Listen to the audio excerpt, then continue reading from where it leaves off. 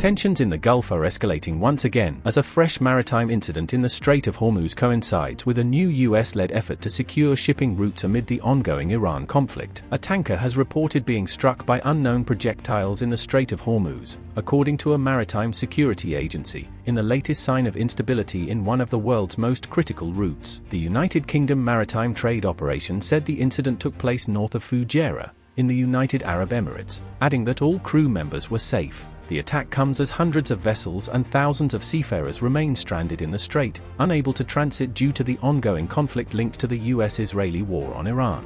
Shortly before reports of the strike, US President Donald Trump announced that Washington would begin assisting ships stuck in the Gulf. In a statement, Trump said the United States would guide vessels safely out of restricted waterways so they could resume operations, with the effort beginning immediately. US Central Command said the operation would involve around 15,000 personnel, supported by aircraft, warships, and drones, aimed at restoring freedom of navigation. Officials described the move as a combination of military coordination and diplomatic efforts, while maintaining an existing naval blockade. The Strait of Hormuz, through which about 20% of global oil and gas supplies normally pass, has been largely shut for more than 2 months. Iran has restricted most shipping, while some vessels have reported coming under fire and others have been seized. The US has also imposed restrictions on ships linked to Iranian ports. The disruption has driven energy prices higher and raised concerns about global supply chains. Amid the tensions, diplomatic efforts remain uncertain. Iran says it is reviewing a US response to its latest peace proposal,